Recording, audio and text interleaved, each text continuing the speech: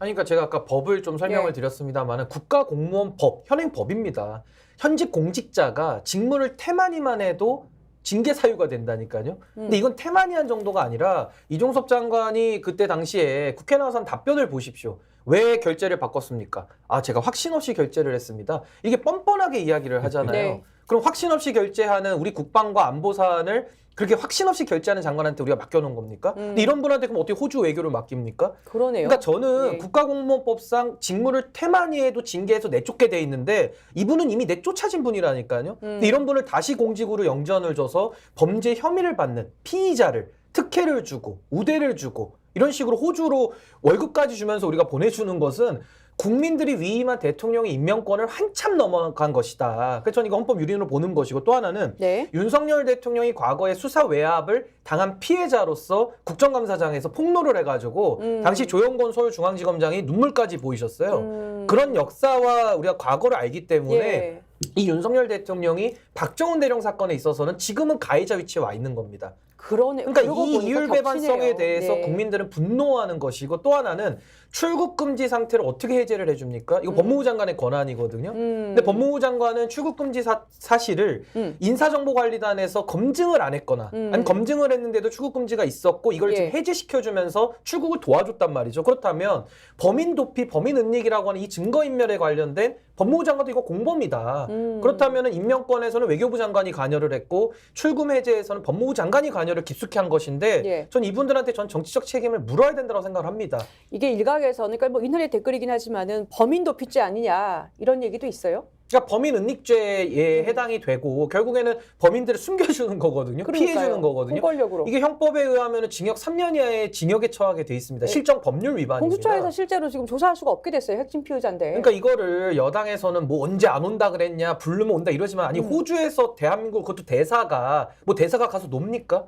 대사가 그 호주에 가서는 업무를 봐야 되는데 그래요. 그런 분이 어떻게 옵니까? 일 시키러 보냈다며. 아, 그러니까요. 그러면은 일을 그러게요. 못 하잖아요. 그러게 말이죠. 왔다 갔다 해야 그리고 될 거 호주는 아니에요. 뭐가 돼요? 아니 그리고 호주 교민들은 뭐가 되는 뭐 거예요? 호주가 무슨 말입니다. 부산입니까?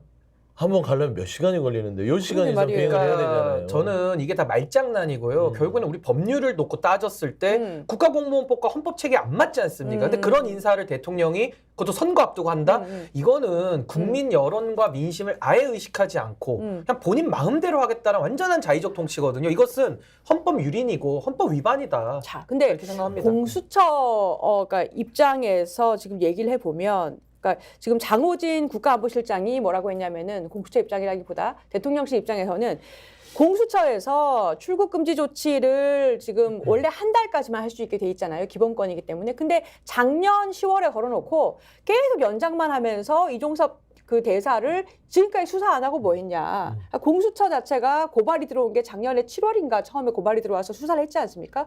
근데 올해 1월에 압수수색 처음 들어가고 이때까지 안 하고 뭐 했냐.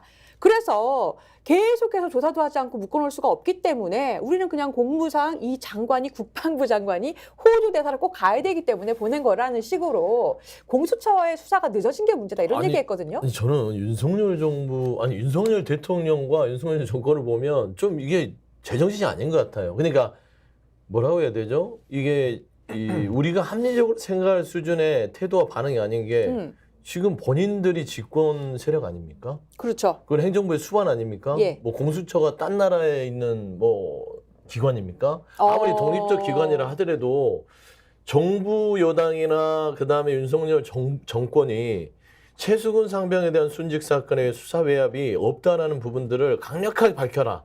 라고 주장을 한다면 네. 공수처 수사를 안 했겠습니까? 아. 그러니까 지금 공수처가 또 이 얘기를 하고 싶은데 이건 예. 아니거든요. 문재인 정부 때에 공수처에서 수사를 했던 것이라서 수사를 안 했다라고 하고 싶은데 이거는 본인 직권에 생겨난 거예요. 예, 예. 자세히 보면 첫 번째는 6개월 동안 안 한 거는 묵혀놨던 거예요. 네. 그러면 공수처가 수사를 안 한 부분들은 정권에서 눈치를 봤을까요? 누구 눈치를 봤을까요?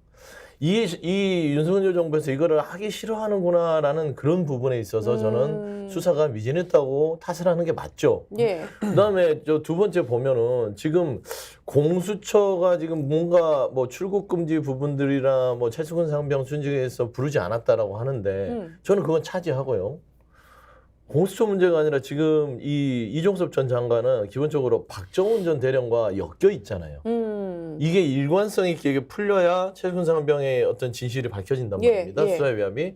근데 지금 보면은 박정훈 전 대령의 재판 과정을 보면 지금 검찰에서 이렇게 신문하는 건 끝나고 이제 변호인단에서 이제 신문하는 이 기간이 잡혔고, 그러니까 박정훈 전 대령 쪽 변호인단이 증인 1호로 예. 이종섭 전 장관을 지명을 했단 말입니다. 아, 그래요? 그게 3월 20일이에요. 예. 그러니까 3월 20일 날 증인으로 출두해서 이 박정훈 전 대령이 물어볼 거 아니에요. 제가 이래서 이제 이 진행 과정을 해서 그러네요. 외압을 당한 사람과 외압의 핵심 관계자가 법정에서 만나게 되는 만나게 거예요. 되죠. 그러면 이 진실이 법정에서 나올 거 아닙니까? 저는 그런 인과관계를 보는 거예요. 3월 20일 전에 빨리 빼자. 아, 그렇구나. 만약에 증인 출석 안 하게 되면 또 여러 예. 가지 논란이 있을 거고, 출석을 해서 또 밝히게 되면 오히려 대통령실의 개입이 좀 드러나게 되고, 결국에는 드러나게 되면 윤석열 대통령의 어느 정도의 묵인이 있었다는 사실만 드러나도 이건 총선에서 대단한 악재거든요. 그렇죠. 그러니까 이렇게 드러나는 것보다 차라리 그냥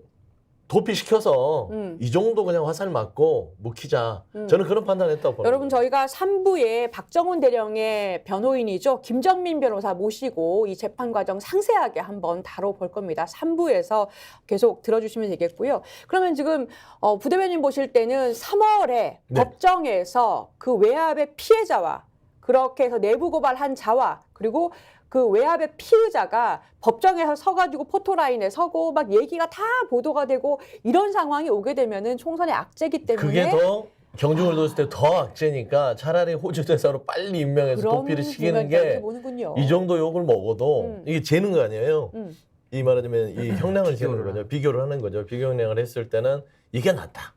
저는 판단한 것 같아요.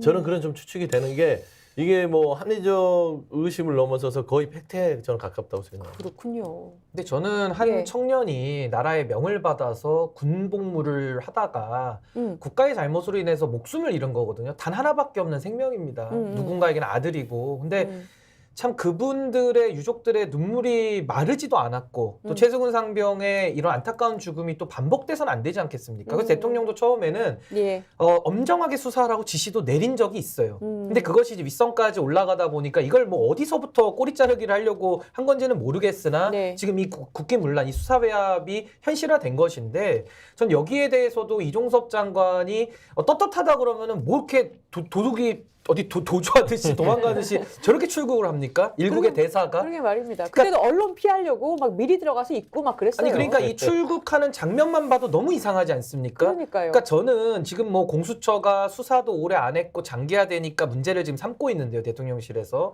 그럼 이렇게 생각하면 어떨까요?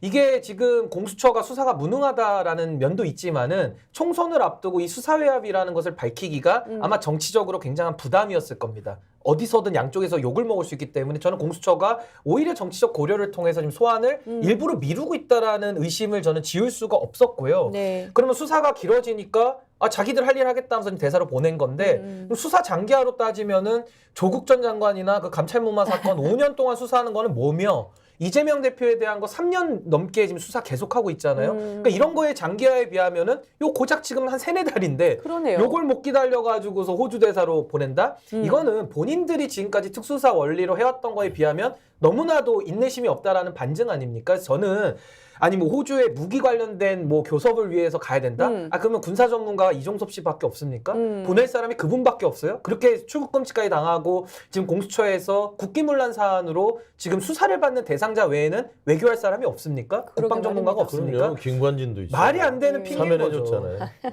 그 이종섭 대사 어제자로 그 뭐 대통령실에 대해서 공수처가 부른다면 들어와서 조사받겠다라는 의사를 밝혔다라고 오늘 보도가 많이 됐습니다. 저는 그거 듣고 나서 참 이 사람들 너무하다.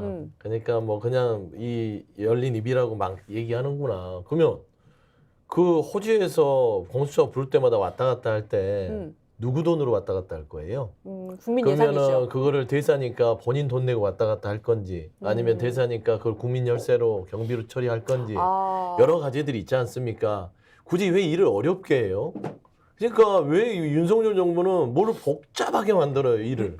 그냥 담백하게 말씀한 대로 한 수사 다 받고 3, 4개월 뒤에 아니면 5, 6개월 뒤에 다 끝난 다음에 그렇게 전문가적인 어떤 국방 관련된 능력이 있다면 그때 임명도 되지 않습니까? 근데 지금 범죄인을 도피시키듯 말하자면 느와르 영화라고 하죠. 예. 암흑가의 이 범죄 영화를 보듯이 야, 너 잠깐 숨어 있어.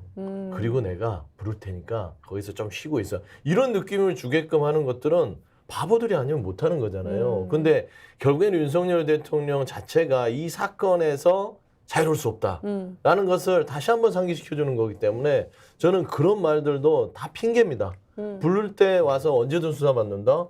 그럼 여기서 바꿔 가라고요. 너무 단순한 논리잖아요. 출국을 맞습니다. 하시면 안 되는 거고 그렇지. 심지어 호주 대사 전임자가 김한중 대사인데 이분 지금 13개월 만에 본국으로 소환되고 있어요. 이종섭 씨한테 피의자 이종섭한테 자리를 물려줘야 되니까 보통 대사들이 2년에서 3년가 있거든요. 그렇죠. 네. 왜냐면 교민들과의 관계도 있고 뭐 업무 파악하고 인재 대사로서 역할 막 시작하시는 건데 갑자기 본국으로 소환당하고 또 범죄 피의자는 호주로 내보내고 그것도 도망가듯이 나가고 뒷구멍으로 나가고 이 도대체 국민 알기를 어떻게 알길래 대통령이 헌법에서 위임받은 권한을 자기 멋대로 씁니까? 맞습니다. 그러니까 전 여기에 대해서는 이거야말로 국회가 국민의 이름으로 이것은 심판을 해야 된다. 그래서 저는 지금 뭐 총선 때문에 다들 정신이 없으시지만 예. 4월 12일 이후에는 전 이 문제부터 가장 우선적으로 처리를 해야 된다. 저 그렇게 봅니다. 저는 이종섭 대사 아마 공수처가 서면 조사하지 않을까 이게 좀 걱정이 됩니다. 그러니까 이제 조사를 직접 불러서 하기 힘든 피의자가 있을 경우에는 서면 조사를 하는 경우도 있거든요. 그래서 호주로 서면을 보내서 질의서를 보내서 응답받는 식으로